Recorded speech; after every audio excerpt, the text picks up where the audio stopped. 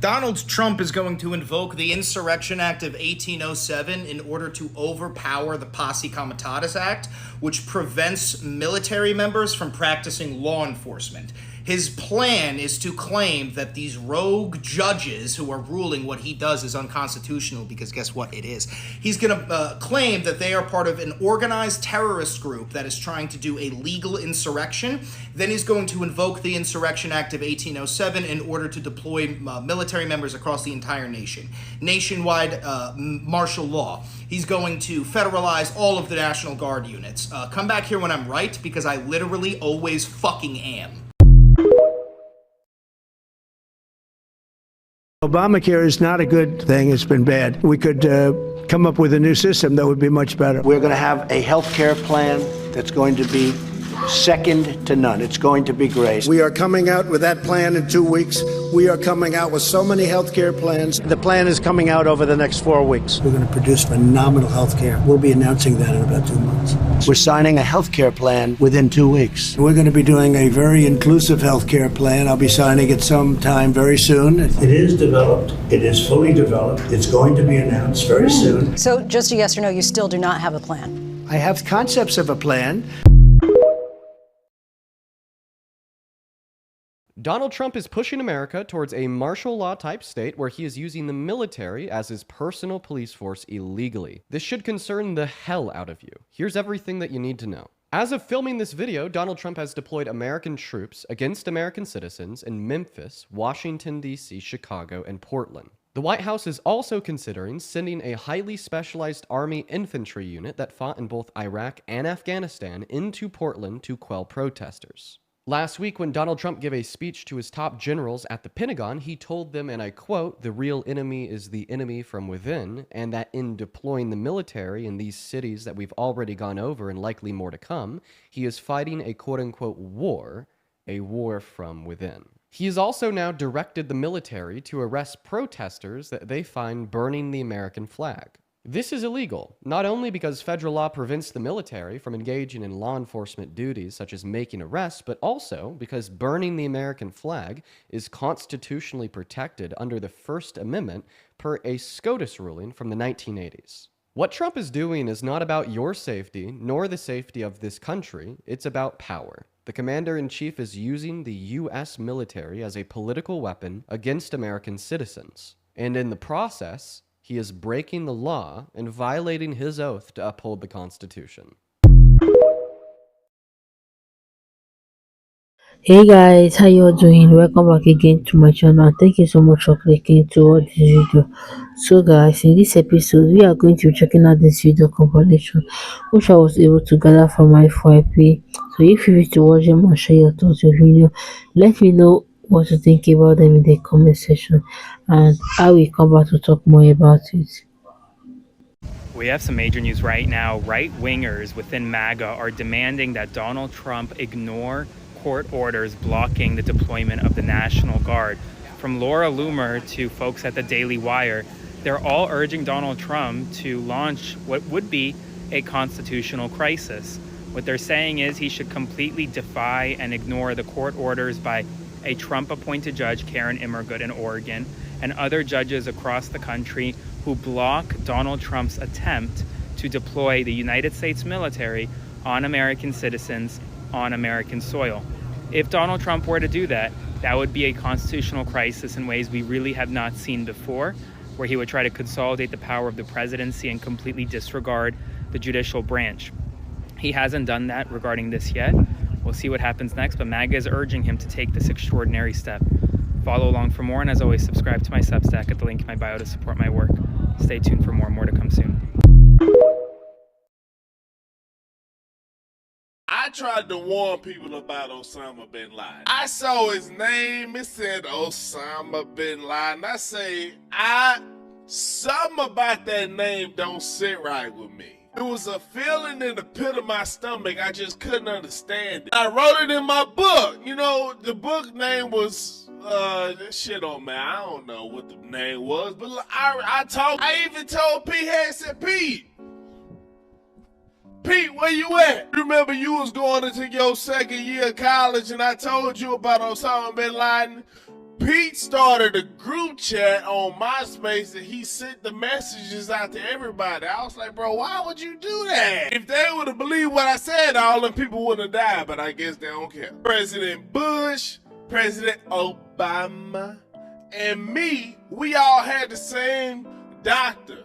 I asked the doctor, I said, who the most handsomest, most smartest, most endowed, most brilliant, healthiest, strongest, fastest president you ever seen? He say, President Donald Trump.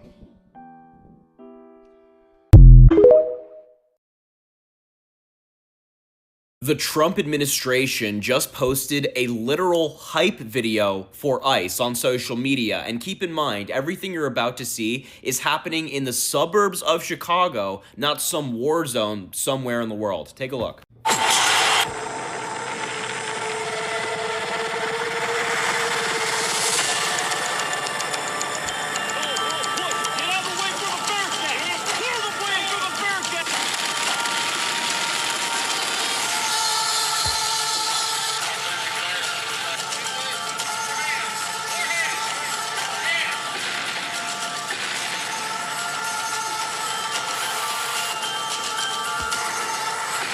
The suburbs of Chicago. They're projecting down from a helicopter onto a rooftop. And reportedly, during this raid of an apartment building, ICE zip-tied children, put them in U-Haul trucks, separated them from their families, and also, in addition to this, arrested people without criminal records. So Trump has deployed the military to Chicago, and this is what they're doing there. And they're posting hype videos about it. Trump said he spoke to the president of Puerto Rico. Bitch, is it schizophrenia? You're illegal. No, you're illegal. No, you're illegal. No, you're illegal. No, you're illegal. Ah! I'm gonna get you deported. No, I'm gonna get you deported. No, I'm gonna get you deported. I'm gonna get you deported. No, I'm gonna get you deported. No, you're gonna get deported. You're edge. No, you're edge. You're edge. I'm the president. I'm the best president in the world. No, you're not the best president in the world. I'm the best president in the world. No, I'm pretty sure I'm the best president in the world. I voted for Donald Trump in 2016, and it's probably still going to be one of the biggest regrets of my life. But, you know, you can't change who you were or what you did in the past. All you could do is change what you do moving forward. And back then, I was very much rooted in my Catholicism and my Christian faith. Having been a teen mom, I did everything in my power to repent and to, you know, be a good Christian mom and make sure my kids were raised in the church. I helped with Bible school. The Sunday school, I helped with the teen programs. I ran youth retreats. I did it all. I was very, very focused on my faith. And, you know, the way of the church was, you know, that Republicans, right, the conservatives, they believe in, you know, they're pro-life, and you got to respect that, and you got to follow the way that Jesus lived, right? And so I went along and did what I thought I was supposed to do, and then I went into school to be a social worker, and this was right after the election, and boy, did I have my world blown up. I learned so much that I never knew. Because, you know, going back to that childhood teen pregnancy thing, right? I was like, well, if I didn't have an abortion, why, you know, what other people? I was a teen parent, blah, blah, blah. Yeah, maybe because both me and my husband stayed together, first of all, because we could. But beyond that, like, we also both had families that were insanely supportive of us, that helped us financially, that helped take care of our kid. I mean, they did everything. Like, without them, we would have never been able to do it. And in the end of the day, like, that's besides the point. But I'm just saying, at that point in my life, that's where that mentality was, right? And so after spending years deconstructing everything that I had thought I believed, because at the end of the day, if you truly love Jesus and you truly follow his teachings, then you're actually more socialist. Like, socialism really is more of Jesus's vibe. And at the end of the day, yes, I do believe we need to feed the poor, and that everybody deserves a home, and that our veterans deserve to be taken care of, and that mental health matters, and we need gun reform, and no child should ever, ever be afraid to go to school or have to watch one of their friends die.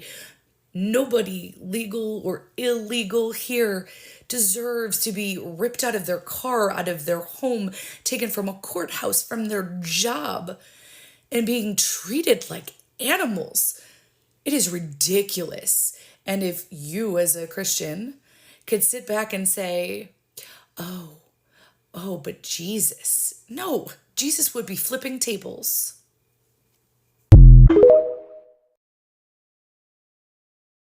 If you're looking for some good news right now, a lot of MAGA supporters are having their wives deported. If you don't know, there's a pretty common trend among some MAGA men that they marry women from other countries. You might have heard the term passport bro. Could be country in Europe or Asia, but overall they are getting wives from other countries because American women don't like them. I've heard of multiple reports, specifically in Fresno, California, which is a pretty conservative agricultural town where I happen to have been born, that people there are being deported. One of these couples, the wife, is from France, and her 87-year-old mother is living here as well. They're both being deported despite the red MAGA hats they wear outside every single day. This has been happening a lot in California, Texas, and Florida among MAGA couples. And of course, they never thought that it was going to happen to them because they only thought it would happen to black and brown immigrants. But yes, they are actively being taken out of the country, sobbing with their red MAGA hats on. And that's the thing about this administration. They do not give a fuck about tearing families apart, even people that have been good citizens. And I do really feel for the poor grandmother who's almost 90 years old that's going to have to start a new life. But at least some of these people are learning what happens when you vote for an authoritarian because they do not care about you individually, even if you're white.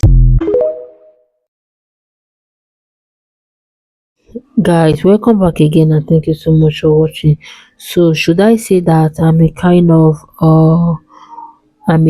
of sympathizing with those affected people who were deported back to their country, especially the MAGAs?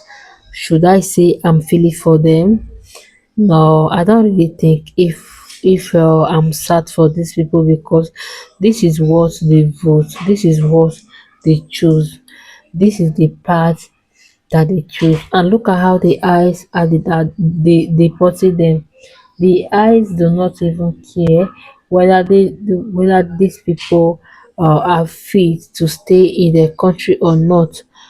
Yeah, so just imagine, guys, how these people are being facing deportation. They are the majority of people who face Trump deportation. Oh my God, I can't even make it up, guys.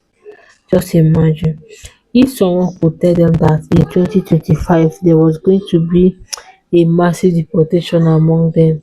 He was going to say, uh, that is never a true. But nevertheless, guys, thank you so much for watching and share your thoughts, your opinion. Let me know what to think in the comment section.